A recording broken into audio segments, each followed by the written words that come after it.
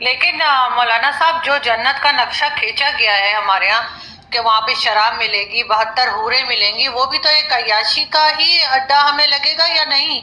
वो भी तो सिर्फ यही बताया गया है कि मर्दों को 72 हूरें मिलेंगी, ऐसी लंबी होंगी, ऐसी होंगी, वैसी होंगी, 100 कपड़े पहने होंगे फिर भी बॉडी नजर आएगी। मौजूद है उस पे इंटरनेट पे मौलाना तारिक जमील बता रहे हैं। और शराब वहां भी पीने का कहा गया है। और वही जो जन्नत की मैंने बात की, तो वहां पे तो कुछ और बताया ही नहीं कि औरतों के लिए क्या है जन्नत में। क्या शॉपिंग मॉल है, क्या लाइब्रेरी है, कुछ है? सिर्फ 72 हूरों का जिक्र है, शराब का जिक्र है, ड्राई फ्रूट होगा, फल होंगे, और 72 हूरों के साथ रहते रहेंगे। और किसने मौलाना हमारे यहाँ के हैं जो बताते हैं कि कितनी ताकत आ जाएगी मर्दों में? ये सब कुछ क्या अय्याशी नहीं है? जी, बहुत अच्छा सवाल आपने किया है। देखिए, मैं आपको एक चीज बता देता हूँ। दीन जो है अल्लाह के हुक्म को मानने का नाम दी। अगर दुनिया में कुरान ने शराब पर पाबंदी लगाई है, शराब को हराम कहा है, तो शराब दुनिया में हराम है। और अगर कुरान ये कहता है कि जन्नत में जाने के बाद इंसान को शराब तहूर कहा है, उसको शराब तहूर का मतलब पाक पानी। और जन्नत में जाकर अगर हमें अल्लाह उसका बदल दे रहा है, उसका सवाब दे रहा है, उसकी जजा दे रहा है, तो उस पर तो ऐतराज नहीं होना चाहिए मुसलमान को। लेकिन आपने वो मुझे 72 हूरों वाली बात नहीं बताई कि वो 72 हूरों का जो बताया गया है मर्दों के लिए वो क्या है? क्या वो अय्याशी नहीं है? वहां पे और तो कुछ नहीं बताया कि ना शॉपिंग मॉल है, ना लाइब्रेरी है। औरतों के लिए क्या है? फॉर एग्जाम्पल, मैं बहुत अच्छे काम करती हूँ, सारे इस्लाम के रूल फॉलो करती हूँ, मैं जन्नत में जाऊंगी, मुझे वहां क्या मिलेगा? आप जन्नत में उन 72 हूरों की सरदार होंगी, 72 हूरों की सरदार होंगी। और जो शोहर आपकी जिंदगी में थे, वही शोहर आपके वहां भी रहेंगे। अगर आपके शोहर भी अच्छे काम करते होंगे, अगर दोनों आदमी जन्नत में जाएंगे, तो जाहिर बात है आप उन हूरों की सरदार रहेंगी। मौलाना साहब, मर्दों के लिए 72 हूरें और औरतों के लिए वही वाला शौहर जो यहाँ पर है, ये तो बड़ी गलत बात है। औरतों को भी तो कोई चॉइस दीजिए ना, औरतों के लिए भी कोई अट्रैक्शन रखिए। क्या औरतों का दिल नहीं है? ये क्या बात हुई? कितनी और समय, कितने तेजस्वी लोग हैं हमारे पास, कितने शानदार विचार रखते हैं। औरतों के लिए वही शौहर, अगर शौहर के साथ ना बनती हो, बेशक बहुत नेक हो, लेकिन इस दुनिया में शौहर ना पसंद हो, किसी तरीके से उसके साथ जो गुजारा कर लिया, वहां जाके फिर वही गले पड़ जाएगा। ये तो अजीब सी बात है। और आप लोग 72 हूरें लेके घूमेंगे।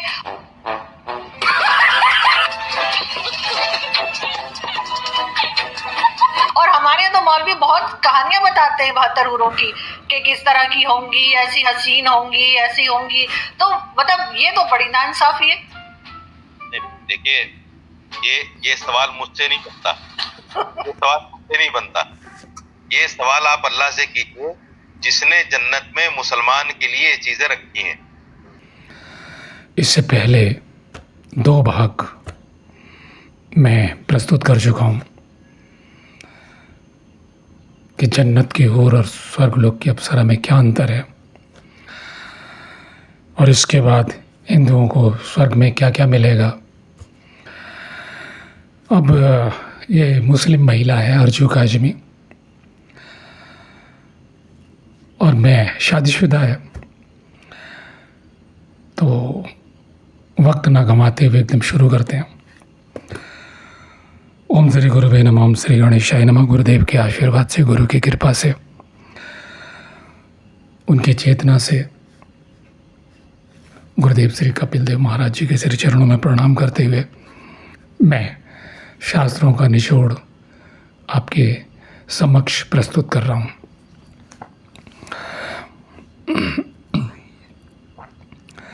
अब इसमें 3 चीज़ें नोट की गई। एक, मुस्लिम महिला घर गृहस्थी का पालन कर रही है, एक वो नौकरी भी कर रही है, मान लिया जाए वो पतिव्रत धर्म का भी पालन कर रही है, अपने शौहर के प्रति, अपने पति के प्रति ईमानदार है, रिश्ते नातों का भी यथावत पालन कर रही है, और वो कहती है कि मैं अच्छे काम, थोड़ी देर के लिए उसे हम हमारी भाषा में पुण्य कर्म, सत्कर्म जितने कहे गए हैं सदाचार के अंतर्गत हमारे हिंदू धर्म में, मुस्लिम धर्म में जो कहे गए हैं उसे आपने देख लिया होगा, सुन लिया होगा। ये मैंने थोड़ा सा हवाला दिया, ये तमाम सारे लोगों ने मुझसे ये सवाल किया है इससे पहले, जिसके जवाब में और वाद विवाद प्रतियोगिता हुई है, कोई हल नहीं निकला। किसी ने ठीक ढंग से अपने टीवी चैनल्स पे देखा होगा कोई हिंदुओं के स्वर्ग में क्या होता है और हिंदू शादीशुदा औरत को और कुंवारी लड़की को क्या मिलेगा, ये ठीक से प्रस्तुतिकरण, स्पष्ट उत्तर जिससे आप अल्लाह वालों को जवाब दे सको, कुरान वालों को जवाब दे सको। तो मैंने 2 भाग पिछले काफ़ी हैं कि आपने जो भी आपके अल्लाह वाले मित्र हों और जो आपसे सवाल करते हैं उन्हें आप जवाब दे सकते हो। दूसरी बात, ये तीसरा भाग है और बड़ा खोल के, बड़ा साफ़ सुथरे ढंग से वो नमाज़ पढ़ती है, यानी हमारी महिलाएं पूजा पाठ करती हैं, वो नमाज़ पढ़ती है, अगरबत्तियाँ वो भी जलाते हैं, इत्र हमसे ज़्यादा प्रयोग करते हैं। वो जो धनवान लोग हैं मुस्लिमों में इत्र का प्रयोग बहुत ज़्यादा करते हैं, अगरबत्ती और इत्र। वो दुबई से इत्र मंगाते हैं, वो अलग बात है कि हमारे दक्षिण भारत से या कन्नौज की धरती से उन फैक्ट्रियों से वो इत्र वहाँ जाता है अरब मुल्कों में, और वहाँ से फिर ये लोग महंगे दामों पे वहाँ पे और प्रोसेसिंग करके उसे उसमें और मिक्सचर करके या जिस ढंग से वो आ जाता है, और खुशबुओं जो केमिकल इंजीनियर होते हैं वो वहाँ से ले आते हैं, क्योंकि मैंने उन इत्रों को भी देखा है। और जो मूल इत्र है, जो चंदन, गुलाब, बेला, जो रूह इत्र है, आत्मा है, जिसे हम पुष्प, हिंदी में कहते हैं पुष्पसार इत्र को, शुद्ध हिंदी में जान लीजिए। हमारे हम जब पूजा कराते हैं तो पुष्पसार बोला गया है। तो वो 36 लाख रुपए लीटर गुलाब का, 12 लाख, 6 लाख, चाहे लाला केदारनाथ हो, चाहे दिल्ली के जौहरी मलजी हों, ये मूल सैकड़ों साल से परंपराएं चल रही हैं। थोड़ी सी जानकारी मैं दे देता हूँ। तो ये लोग वो व्यवहार कर रहे हैं, पूजा में ये भी कर रहे हैं, और कहीं हमसे ज़्यादा भूत दाना, जिन दाना, इस तरह की चीज़ें ये चलाते हैं, वो बीज होते हैं। अब इन सबको हम सुने होंगे, जिन दाना कुछ होता नहीं है। तो ऐसी ऐसी चीज़ें हैं, रूहानी दाना, और वो सब बिकता रहता है बाज़ारों में तांत्रिक प्रयोग में। अब हमने माना अल्लाह की इबादत कर रहे हैं अपने, उसकी, जिसका मोहम्मद रसूल है, पैगंबर है, यानी प्रतिनिधि है या उनका दूत है, ये वो कर रहे हैं। हमने माना कि ये पूजा पाठ कर रहे हैं, हम अपने देवी देवताओं की कर रहे हैं। हम फिर कह रहे हैं हमारे यहाँ मूर्ति आरंभ है, और जो चेतना शक्ति बढ़ती है हम मूर्ति विसर्जित करके अपनी आत्म चेतना में स्थित हो जाते हैं।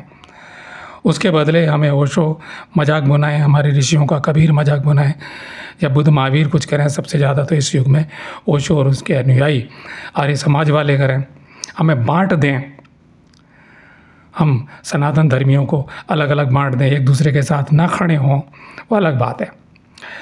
तो ये वो कर रही हैं, ठीक है, मैंने आपको बता दिया। नमाज उनकी पूजा हो गई, और जो रोजे हैं इनके, वो हमारी तपस्या हो गई। हमारी हिंदू औरतें भी व्रत का पालन करती हैं, निराहार कई नवरात्रे में 9 दिन रखेंगे, और निर्जला व्रत कई हमारी जो साधवियाँ हैं वो कई दिन रखती। गृहस्थ औरतें भी बहुत सारे व्रत करती हैं, मैंने देखा है। इतने व्रत हो जाते हैं महीने में कि खाना मुश्किल से 10 दिन ही पहुंचता है, और बड़े नियम संयम पूर्वक करती हैं बहुत सी। चाहे कितना भी हमारा एडवांस योग हो गया हो, लेकिन जो जिन्होंने लव मैरिज की है जिनके ख्यालों में कोई दूसरा आता ही नहीं है, ऐसी भी महिलाएं। उनके छोड़ दो जो जज्बात में लमर्ज, तो जल्दी जल्दी बस प्यार हुआ और तुरंत शादी कर ली, फिर उसे छोड़ा, फिर उसे, वो उसकी हम बात नहीं कर रहे। वो सभी जातियों में, धर्मों में है, हम इनके अनुसार तोल रहे हैं। तो हमारी हिंदू सनातन धर्मी आर्य महिलाओं को क्या मिलेगा स्वर्ग में? सबसे पहले शुरू करता हूँ, क्योंकि आर्जुक आदमी विवाहित महिला है, तो शादीशुदा महिला से ही शुरू करता हूँ कि उसे स्वर्ग में क्या मिलेगा। मैंने कह दिया कि ज्यों ज्यों हम बढ़ते जाते हैं, हमारी महिलाएं भी, क्योंकि आत्मा क्या है, मेरे शरीर में डाल दी मैं पुरुष बन गया, स्त्री के शरीर में डाल दी तो वो स्त्री बन गई, भाव पैदा हो गए। कर्मों की गति वही है, उन लोगों में पाप पुण्य के अनुसार भ्रमण करना या गहरी साधनाओं के द्वारा, तपश्चर्या के द्वारा, तप के द्वारा, है ना। पहले तो वही होता है सदाचरण, पुण्यकर्म, पूजा पाठ, फिर साधना, एक सीढ़ियाँ हैं। और साधना के बाद सब कुछ का विसर्जन, आत्म चेतना में स्थित हो जाना।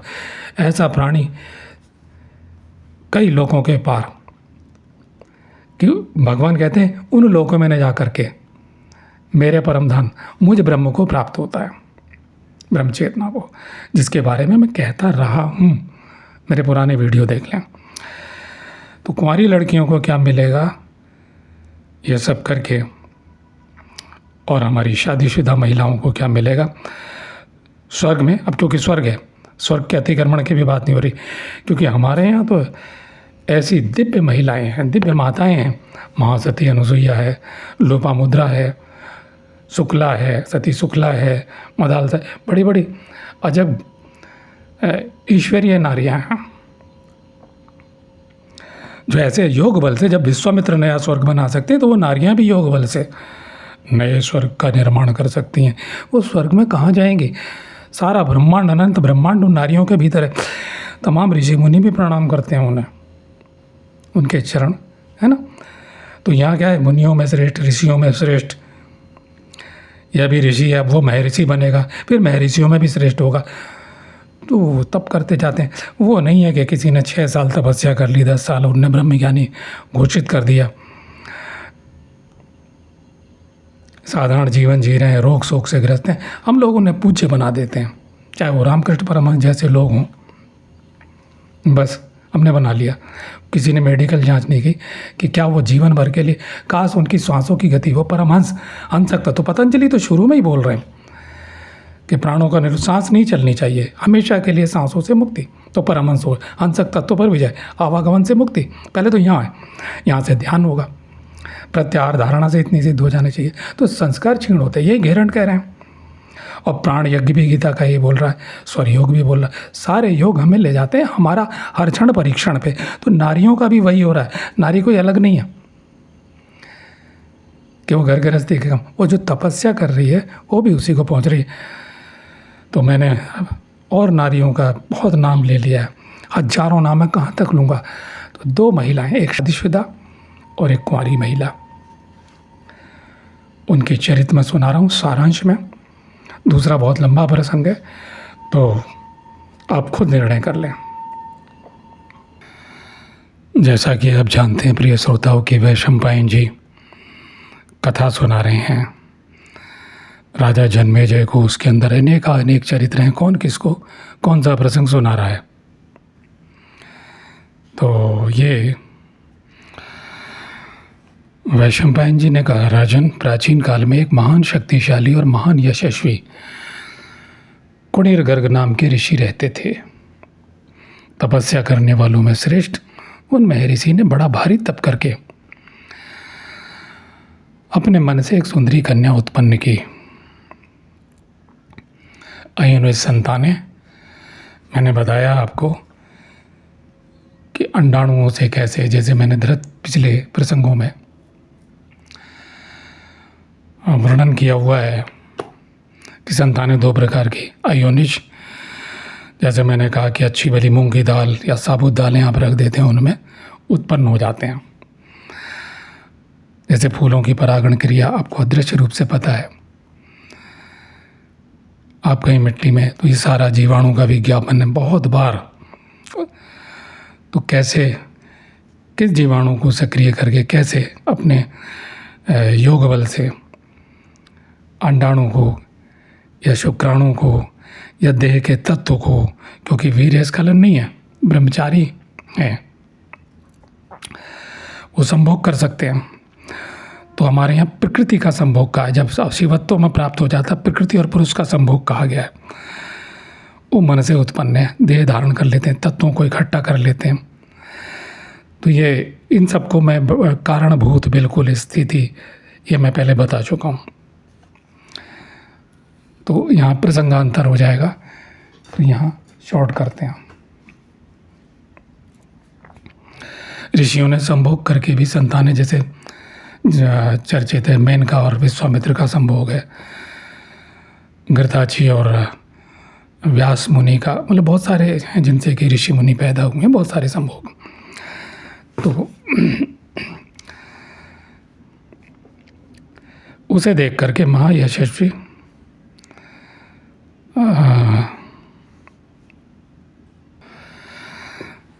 जरा यहाँ चिंतन आ गया सामने कि नरेश्वर उसे देखकर महायशस्वी मुनि कुणी गर्ग बड़े प्रसन्न हुए और कुछ काल के पश्चात अपना शरीर छोड़कर स्वर्गलोक चले गए। अब ये मेरी बातें स्वर्ग की हैं, यहाँ अनुवादक कार्य है, ये सन 43 में अनुवाद हुआ है। और इस महाभारत के जितने आप देखें कि ये अनुवादकर्ता लोग, ये दो विज्ञ व्याकरणाचार्य होंगे, पंडित जन हैं, उन लोगों ने इनका अनुवाद किया है। पहली बार जब ये कर गए उसके बाद इसकी प्रतियां छपती रहीं। और पिछले 10 सालों में कुछ ज़्यादा भी की हैं, ये पुराने अंक से पहले शायद 4-5 बार ही छपी है।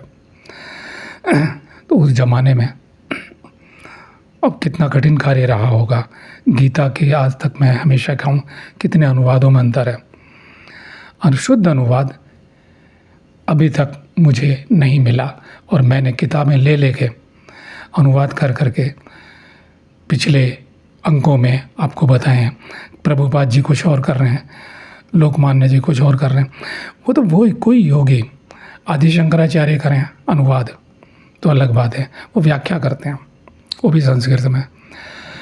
बाकी और तो अब यहाँ क्या है देखिए, बड़ा साधना। तो ऐसा लगता है महिमा घट जाती है ऋषि हैं, यानी अभी जाके स्वर्ग में बैठ गए तो मुक्त कहाँ हुए। संस्कृत का मूल देख रहा हूँ।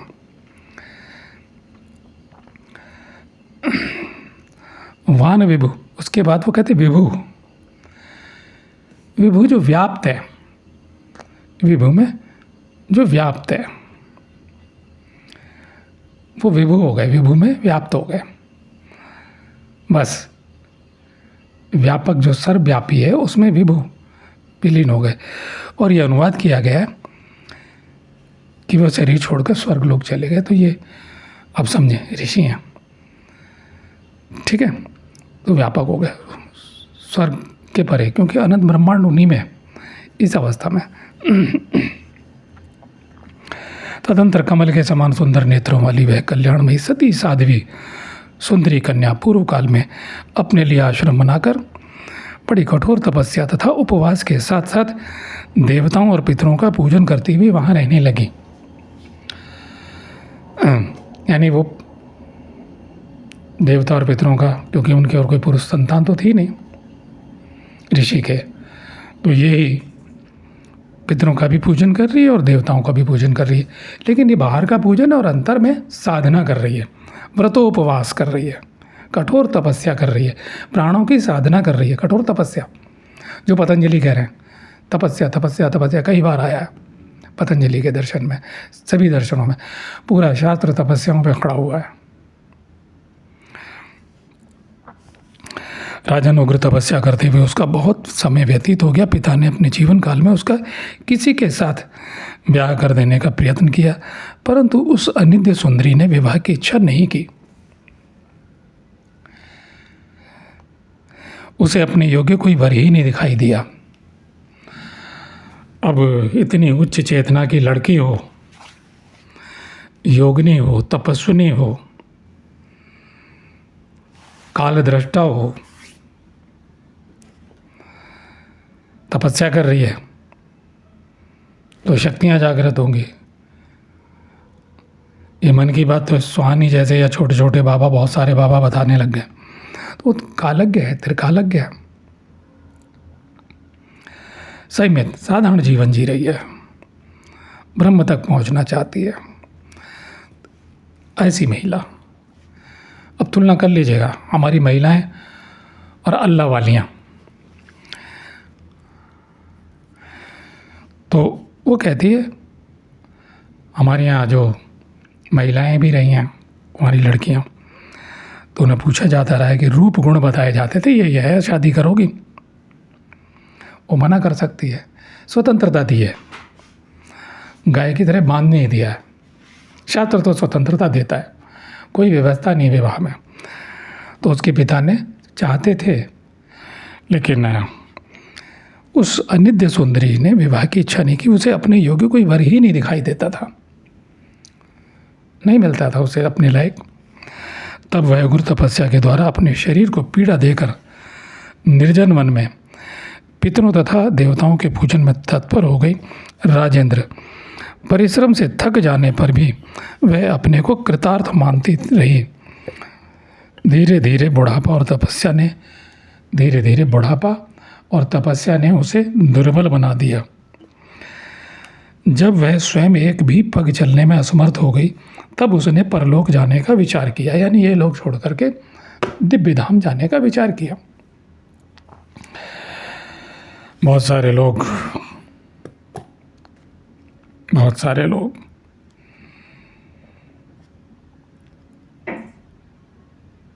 असाधारण शक्तियों से, योग शक्तियों से संपन्न है, और उन्होंने बाहर बुढ़ापा आने दिया, जर्जरता, अंदर शक्ति है, वो साधारण आचरण कर रही है।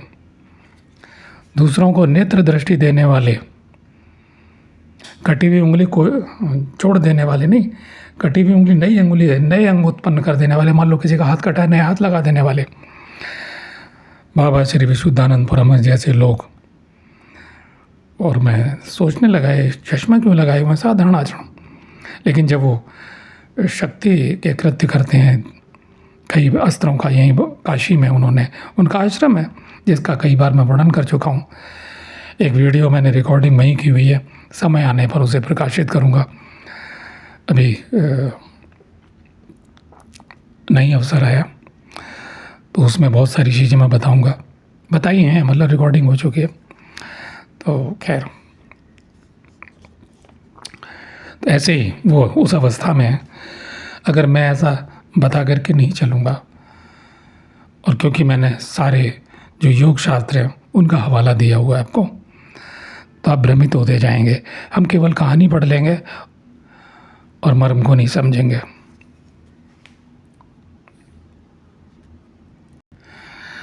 उसकी देह त्याग की इच्छा देखकर देवऋषि नारद ने उसे कहा,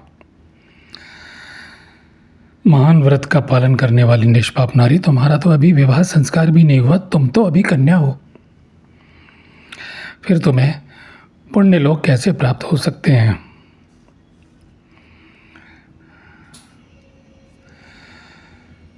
जरा इसका संस्कृत देख लो क्या है पुण्य लोक।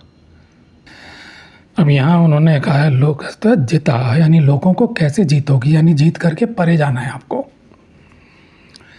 लोकों से परे, यानी स्वर्ग आदि जितने लोक हैं, ब्रह्म लोक पर्यंत, उससे भी ऊपर के जितने लोक हैं, गोलोक धाम और दुनिया भर के धाम और परम धाम जो भी हैं, कि वहाँ कोई धाम कहना ना पड़े,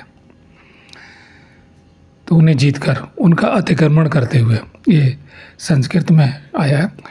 इन्होंने पुण्य लोक कैसे हो, वो लोक प्राप्ति के लिए नहीं, कि उन्होंने कहा क्योंकि उसे योग्य वर नहीं मिला। नारद जी हैं, त्रिकालदर्शी हैं, अंतर्ज्ञाता हैं, भाव को जानने वाले हैं, तो उसने वो विचार त्याग दिया। कहीं वो रह गई इतनी सी भी कामना, तो बंधन का कारण बनेगी।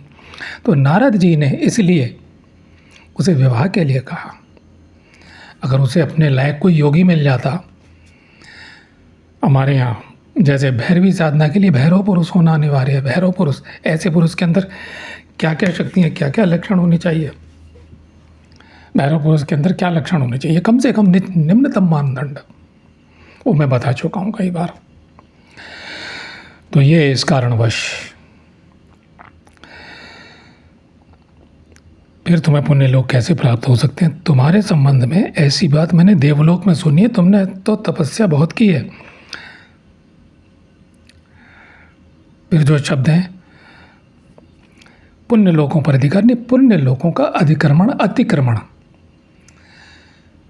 क्योंकि वहाँ जाना, उस काल में सुख भोगना या दुख भोगना या कालांतर तक वहाँ रहना और फिर पुनर्जन्म लेना, वो परम गति को जाने वाली है।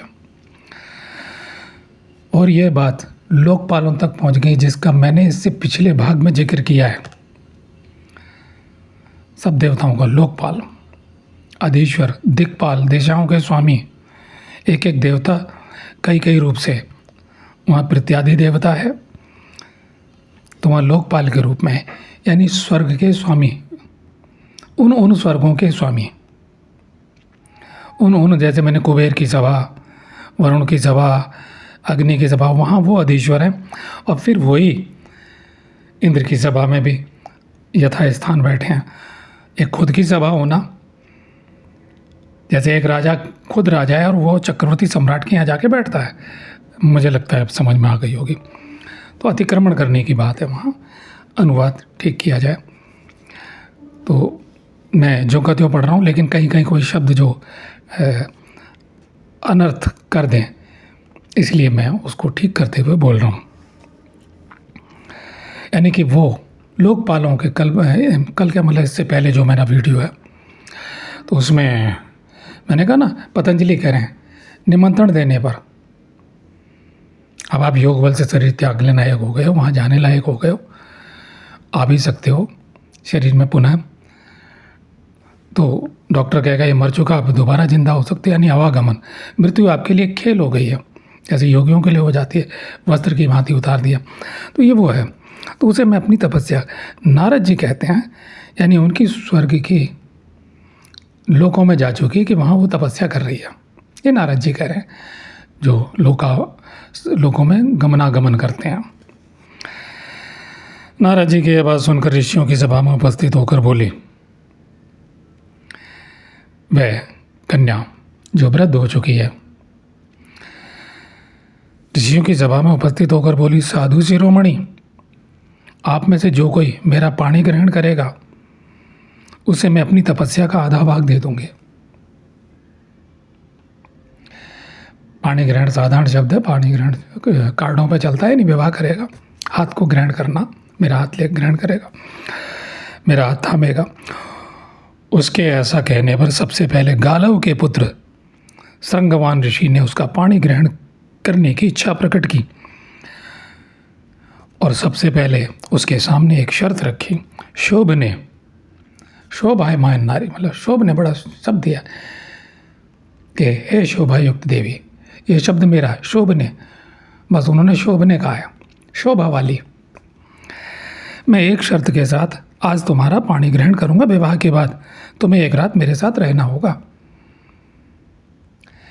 बड़ी स्पष्ट बात है, यानी कि सुहागरात, जिन आप लोगों के शब्दों में, अल्लाह वालियों के शब्दों में सुहागरात, हिंदी शब्दों में मधुचंद्र की रात। तो ये मुझे एक रात मेरे साथ समागम करना पड़ेगा, रहना पड़ेगा, सीधी बात, संभोग करना पड़ेगा, यदि वह ये अर्थ है। अनुवाद नहीं, अनुवाद मैंने बता दी, हो विवाह के बाद एक रात मेरे साथ रहना होगा, ये उनके शब्द हैं। और वहाँ छुपा हुआ है, क्योंकि श्लोक, यदि यह स्वीकार हो तो मैं तैयार हूँ। तब बहुत अच्छा कहकर उसने मुनि के हाथ में अपना हाथ दे दिया। फिर गालव पुत्र ने, गालव ऋषि के पुत्र ने शास्त्रोक्त रीति से विधि पूर्वक अग्नि में हवन करके उसका पाणी ग्रहण और विवाह संस्कार किया। राजन, रात्रि में वह दिव्य वस्त्राभूषणों से विभूषित और दिव्य गंध से युक्त अंगराग से अलंकृत परम सुंदरी तरुणी हो गई, युवा कन्या हो गई, बूढ़ी से जवान हो गई, युवा तरुणी जो अभी अभी जवान हुई है, किशोर अवस्था से यौवन में प्रवेश कर गई है। वो 16 बरस की अवस्था कही गई है ऐसी। 16 में यौवन पूर्ण खिल जाता है नारी का, कन्या का, वो युवती बन जाती है। शास्त्र कहता 15 और 16 जिसके जैसे खान पान में आचरण हो। फिर गालव पुत्र ने अग्नि में हवन करके उसका पाणी ग्रहण और विवाह संस्कार किया। राजन, रात्रि में वह दिव्य वस्त्राभूषणों से विभूषित अंगराग, आप श्रृंगार मान लो, अंगों में जितने प्रकार के शुद्ध आयुर्वेदिक चंदन अंगराग वो होते थे पहले, सुगंधित पदार्थ वगैरह जहाँ जहाँ जो लगने, जिस प्रकार का वस्त्राभूषणों का जो श्रृंगार है वो सब उसने किया। राजन, रात्रि में वह दिव्य वस्त्राभूषणों से विभूषित होकर के, अब वह तो योग बल के हैं, उसने रूप बदल लिया है अपना। और वो योगी भी क्या, देखो भाई, मैं कह रहा हूँ, मैं तथ्य प्रकट कर रहा हूँ अपने गुरुदेव की कृपा से, गुरुदेव के आशीर्वाद से। मैं हमेशा कह देता हूँ, बातें तो मैं कह रहा हूँ, मैं एक साधारण साधक हूँ। तथ्य प्रकट करना, मूल तथ्यों को, मूल संस्कृति को, हमारे देश की जो शास्त्रों की मूल संस्कृति है। अब आप देखते हैं ना, कदम कदम पे मैं कहाँ तक ठीक करूँगा। मैं तो जो प्रसंग आएगा उसमें तो थोड़ा सा अनुवाद देख लेता हूँ कि ये यहाँ गलत है, और उसके लिए योग साधक, क्योंकि मैं संत महात्मा गुरु तो हूँ नहीं, तथ्य आपकी समझ में आता तो ठीक है, वरना बंद तो आप कर ही दोगे, क्यों देखोगे मुझे, क्यों सुनोगे। लेकिन मैं उन लोगों के लिए जो मुझ पर भरोसा करते हैं और थोड़े से लोग जो मेरा इंतज़ार करते हैं, तो वस्त्र आभूषण भी दिव्य हैं। ये तो होना ही चाहिए। पतंजलि सारा कह देते हैं, इन सारे परमाणु किसको क्या करना है, प्रत्येक पदार्थ परिवर्तित हो जाएगा।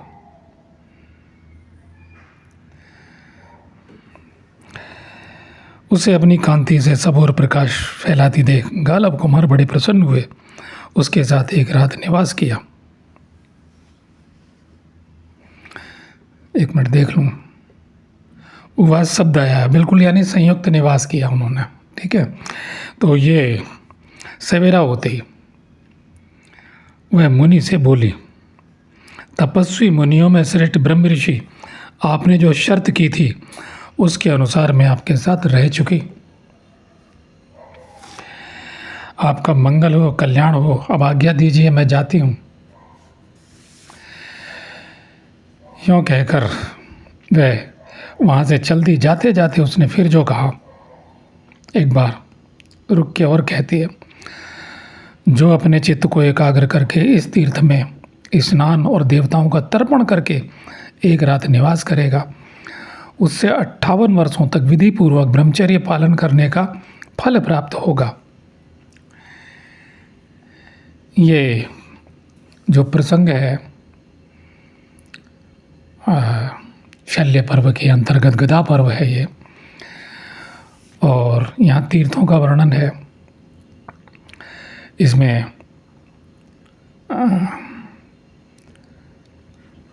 सरस्वती, कुरुक्षेत्र और बहुत सारे तीर्थ जो उस क्षेत्र के, हरियाणा के तीर्थ क्षेत्र हैं बहुत से, क्योंकि कुरुक्षेत्र में ही युद्ध हुआ था, और आसपास जो बहुत सारे छोटे छोटे तीर्थ हैं, बड़े तीर्थ हैं, मुख्य तीर्थ तो कुरुक्षेत्र ही है, उसी स्थान का वर्णन है। और जिन स्थानों को वरदान दे दिया गया है, जिस ऋषि ने, जिस सिद्ध योगिनी ने, कोई भी व्यक्ति उस चेतना से जुड़ करके उनको प्रणाम करके उनके श्री चरणों में दंडवत करते हुए जो गुरुओं की पद्धति है, जितने प्रकार के अंग हैं मंत्रों के, क्रियाओं के, प्राणों के संचार करते हुए, निरोध करते हुए, उसके संस्कार उन तीर्थों में स्नान करके वैसा ही होगा और तपस्या का फल प्राप्त होगा। आज भी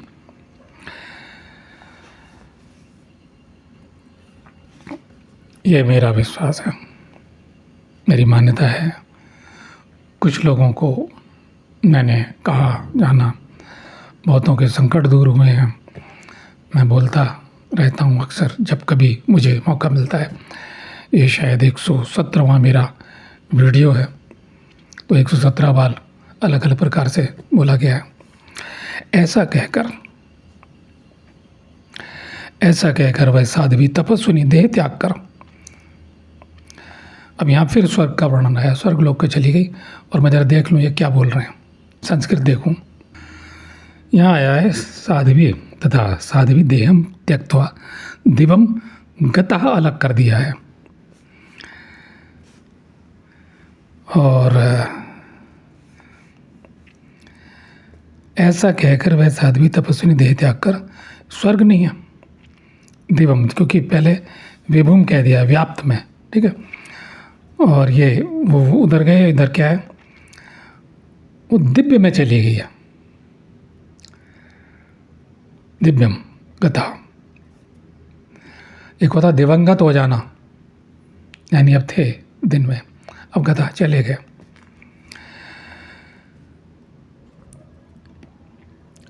दिव्य में चली गई, आप ऐसा मानिए। और मुनि उसके दिव्य रूप का चिंतन करते हुए बहुत दुखी हो गए।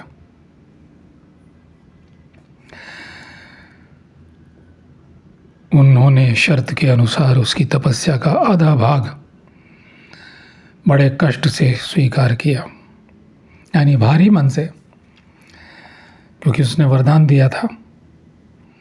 नारियों की बातें देखो, वो पति हैं, सारे आचरण कर रही है, उनके नतमस्तक है, सब कुछ है, तपस्या का आधा भाग भी दे रही है, वो स्मरण कर रहे हैं उसका।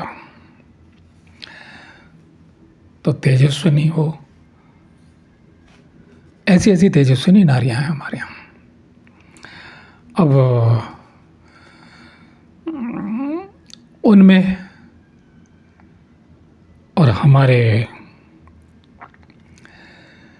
उससे कहा हो जाए, उससे पूछा जाता उन देवी से जिसने इतना दबाया स्वर्ग के लिए, तो उसके लिए तो नीचे भी स्वर्ग हो सकता था। तो तपस्या किस लिए कर रही है? उस ब्रह्म के लिए। और यह साधित्व, फिर वे भी अपने शरीर को परित्याग करके उसी के पथ पर चले गए। साधित्व तदा आत्मानम, डबल है, आ तम आत्मन तस्या, उसी गति को, गति मनवत है, दुख भरत श्रेष्ठ, उसके रूप का, देखिए उसके रूप का स्मरण कर रहे हैं, चिंतन कर रहे हैं, भारी हैं। वो एक रात जो बीती है उसका स्मरण है ऋषि को, लेकिन फिर मन को संभाला। मैंने गीता का श्लोक किया कि अगर जीवन में कुछ न कर सके, मतलब जितना भी अभ्यास है, आखिर में एक मौका और है। जब प्राण त्यागने की विधि भगवान कृष्ण ने गीता में बताई है, किस किस प्रकार से, उसका मैं अनुवाद करके उस श्लोक का क्रमशः मन को हृदय देश में स्थापित करके फिर उस प्राण को फिर भ्रकुटियों में ले जा। तो ये तब होगा जिसने प्राण यज्ञ पहले किया हो, तब वो प्राण का संचालन कर सकता है। उसके पथ पे भरत श्रेष्ठ वे उसके रूप पर बलात् आकृष्ट होकर के अत्यंत दुखी हो गए थे। चलिए, यह मैंने तुमसे वृद्ध कन्या के महान चरित्र और ब्रह्मचर्य पालन तथा स्वर्गलोक की प्राप्ति रूप सदगति का वर्णन किया। देखिए, उसने जीवन भर, उन देवी ने ब्रह्मचर्य व्रत का पालन किया, नहीं मिला, उसने अपने चित्त को ब्रह्म में लगा लिया, कठोर व्रतों में लगा लिया। आप भूखे रह लें, जरा काम वासना उठ रही, भूखे रहना शुरू कर देंगे तो वो विलीन होनी शुरू हो जाएगी। ऐसी वो नारी है। उसके था कि मेरे योग्य अब शक्ति के लायक कोई शिव ही चाहिए, रिद्धि सिद्धि के लायक गणपति ही होने चाहिए, लक्ष्मी के लिए नारायण ही होनी चाहिए। तो वो योग नहीं है। तो हमारी नारियाँ, मैंने बहुतों के हजारों ना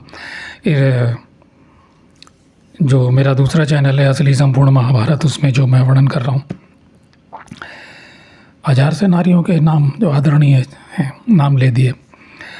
अब भाई आप अल्लाह वालियों से खुद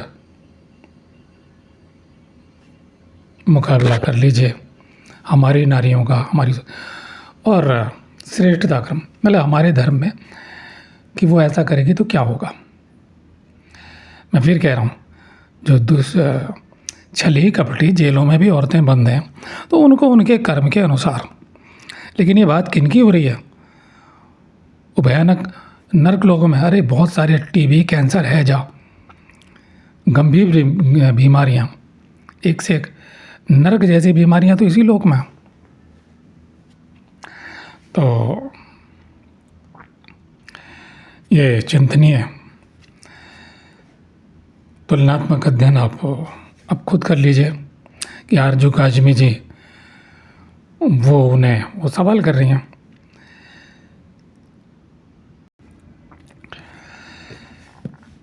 कि किसी प्रकार अत्याचारी है, मारपीट करता है पति जिसका, तो क्या तो भी थोड़ी देर के लिए मान लो, वो कह रही ना किसी तरह हमने निभा लिया तो वहाँ जाके बस हूरों की सरदार बन जाएगी। अच्छा चलिए, मैं एक सवाल दे रहा हूँ, उससे आगे नहीं।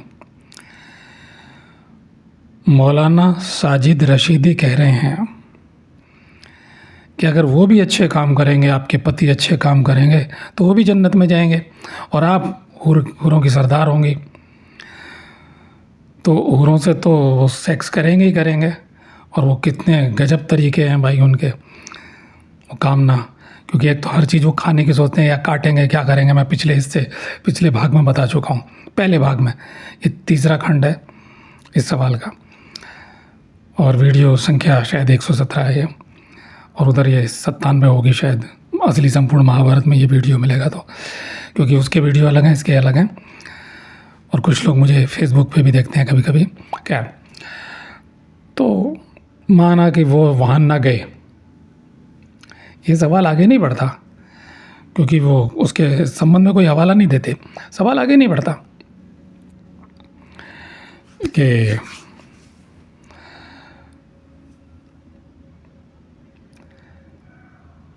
अगर कोई दूसरा जन्नत वाला है, वो हूरों की सरदार है, दूसरा गया हूरों की सरदार है और उसके पति तो जन्नत में नहीं गए, और जो दूसरा व्यक्ति है, दूसरा कोई और अच्छे काम वाला मुल्ला मौलवी, तो जो जिहादी हैं वो तो सब जाएंगे, या और जो भी जिहाद करने वाले हैं, उसका सरदार जो हूरों की सरदार है वो तो ज़्यादा खूबसूरत होगी ना। दिल आ गया तो ये अनजाना रह जाता है सवाल। हमारे यहाँ हर बात का स्पष्ट उत्तर है, क्या, क्यों, कैसे, क्या होगा। मेरे श्रोताओं, 43 मिनट 32 सेकंड हो चुके हैं। मैं एक कुंवारी लड़की को, अब इन्होंने तो शादी कर ली, तो स्वर्ग में क्या मिलेगा? स्वर्ग का तो अतिक्रमण कर जाती है, स्वर्ग की तो कामना है ही नहीं उनकी। ब्रह्म में, ईश्वरीय चेतना में प्रवेश उनका हो जाता है, इतनी शक्तियों से संपन्न है वो उत्सर्जन कर सकती हैं, स्वर्ग का निर्माण, दिव्याभूषण वगैरह सब। पतंजलि जिन योग शक्तियों की, जिन्हें ओशो ने मान लिया, मैंने किताब पढ़ के दिखा दिया खुद उनकी वाणी में, वो कहते हैं उनके अंदर नहीं है। मैं ओशो का नाम इसलिए लेता हूँ कि लोग उसे सोचते हैं कि तार्किक है, जब वो तर्कशील है, हर चीज़ को तर्क से सिद्ध करते हैं, लेकिन मानना पड़ता है ऋषियों की शक्ति को, पतंजलि की अष्ट सिद्धियों को, और हम ही अष्ट सिद्धि स्वरूप हो जाते हैं, हमारी ही इच्छा शक्ति का विकास इतना हो जाता है। तो बार बार काटता हूँ, क्योंकि ये जो गुरु लोग हैं कहेंगे नहीं सिद्धियों की तो कामना नहीं, कोई कामना नहीं कर रहा। अरे कोई आसन लगा के बैठ गया 2 घंटे, तो 2 घंटे का आसन सिद्ध हुआ, उसके बाद उसे फिर आगे की शक्तियाँ कि द्वंद्वाभिघात, कि पानी में फेंक दो, उसे बर्फ़ में लगा दो, तो बहुत सारी चीज़ें, प्राणायाम करोगे तो ये होगा। अगर नहीं हो रहा है तो कुछ भी करने से कुछ होना चाहिए, इतना सा। हाँ, नए साधक को भी फिर और आगे, फिर और आगे, तब तक हम साधक हैं। वक्त इजाज़त नहीं देता। अगला भाग कुंवारी कन्या को स्वर्गलोक में क्या मिलेगा शीर्षक तो यह है। लेकिन देखें कि वो भी स्वर्ग की कामना करती है या स्वर्ग की कामना वो खुद स्वर्ग निर्माण कर लेती है। बहुत रोचक, नाम नहीं सुना होगा, मैं महायोगिनी सुलभा देवी के चरणों में प्रणाम करते हुए, जिन्होंने राजा जनक, जिनका कि नाम गीता में कहा गया है, भगवान कृष्ण कहते हैं जनकादिक ने उस ज्ञान को प्राप्त किया, उनको कह देती हैं कि तुमने अपने गुरु पंचशिख से ब्रह्म ज्ञान ठीक से प्राप्त नहीं किया। बड़ा गजब संवाद है, बहुत लंबा है, लेकिन सारांश में कहूँगा तो राजा जनक के ब्रह्म ज्ञान को भी चुनौती देने वाली।